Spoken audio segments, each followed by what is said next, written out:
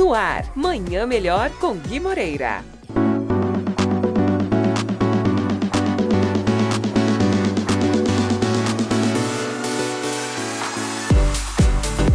Bom dia, começando o Manhã Melhor, o seu café da manhã na tela da Band São Paulo. Muito obrigado pela audiência. Aqui comigo a empresária Natália Martins, mais conhecida como Natália Beauty.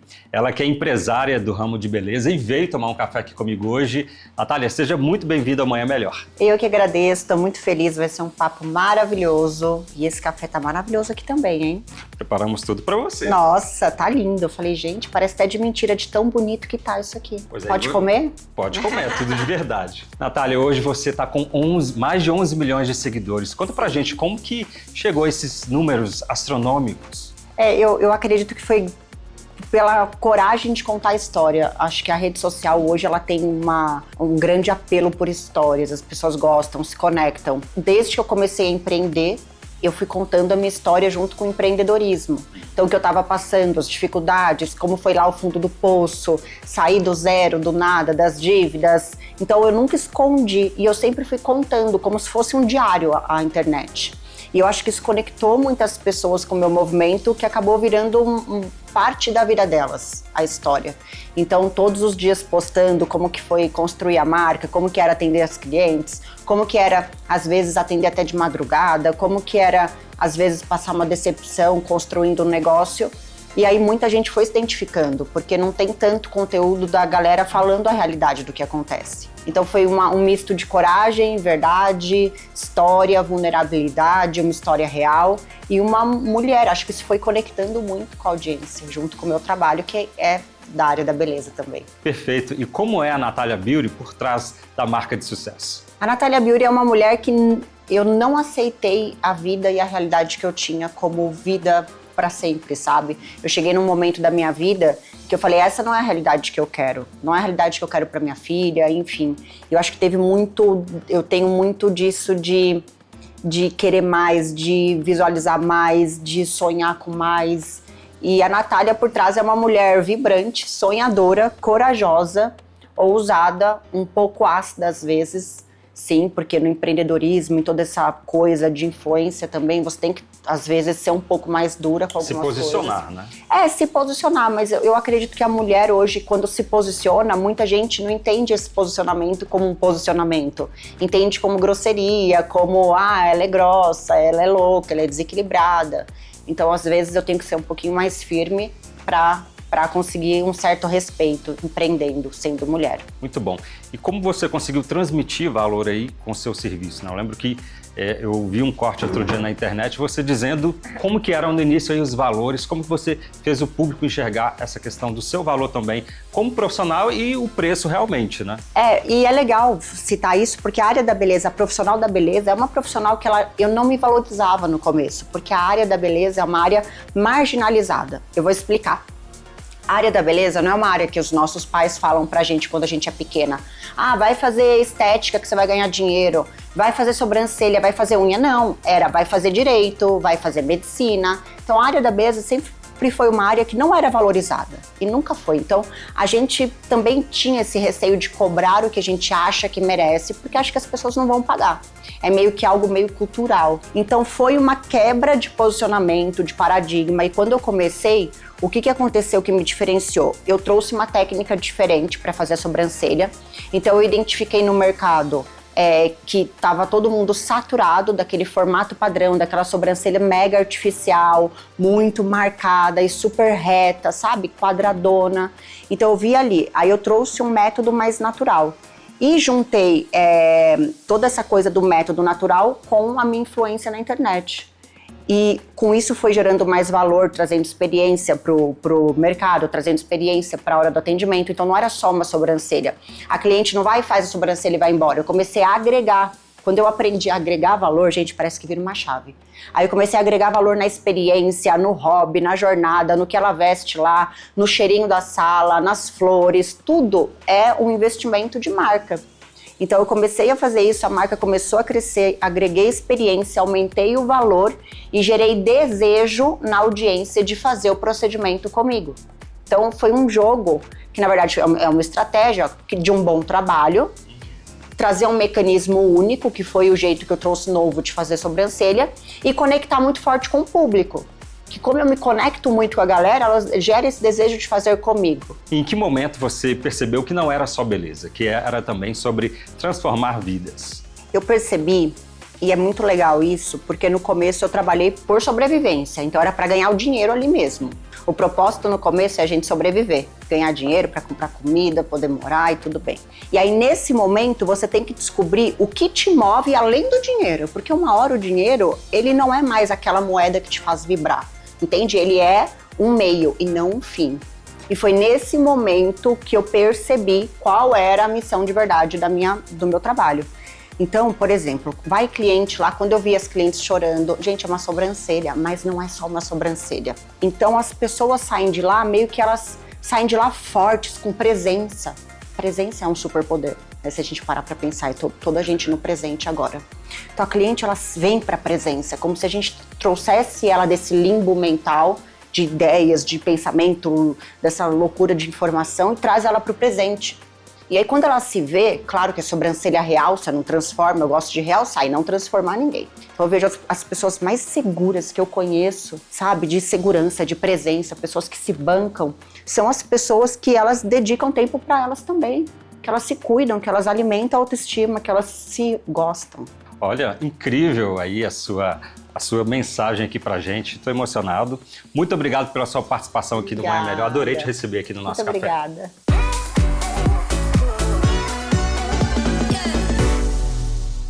O assunto agora é estética. E para falar sobre esse tema, eu recebo aqui a doutora Luciana Moura. Bom dia, doutora. Seja bem-vinda aqui ao Manhã Melhor. Obrigada, Gui. É um prazer estar aqui com você no Manhã Melhor, tomando um cafezinho e falando sobre um assunto que a mulherada ama. Doutora, para começar, responde pra gente por que tantas pessoas procuram procedimentos estéticos depois dos 30. Gui, a partir dos 30 anos é onde nós sentimos o maior impacto do envelhecimento. Então, nós somos muito procurados profissionais da parte de harmonização para devolver esse colágeno, reposição facial e tudo mais. Ótimo. E para quais casos são indicados esses procedimentos? Bom, Gui, esses procedimentos podem ser feitos em qualquer pessoa que deseje, né? De forma preventiva, né? O paciente pode chegar ali fazendo uma prevenção, mas também são para aqueles pacientes que já estão com aquela ruguinha, já estão ali com a perca de colágeno, perda de volume facial. Então, todos esses pacientes aí podem usufruir aí da harmonização facial. Doutora, com relação à idade, né?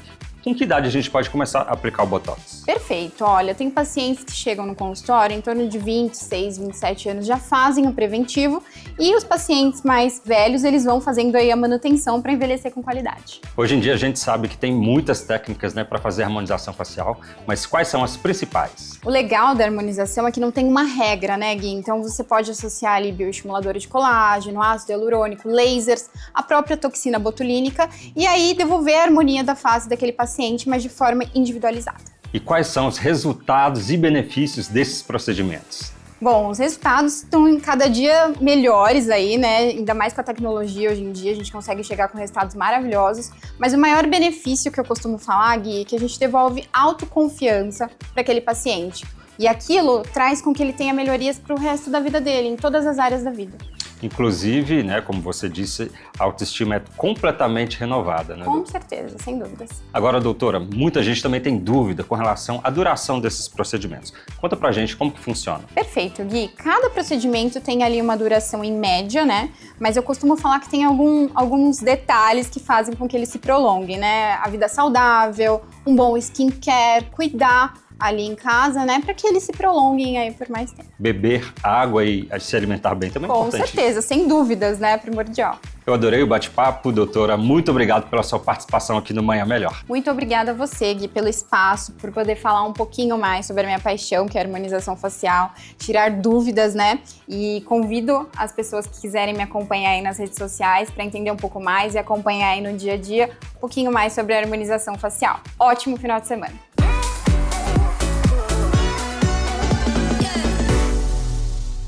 E hoje eu recebo aqui para tomar um café da manhã comigo o Dr. Vinícius Cunha, ele que é médico ortomolecular e do esporte.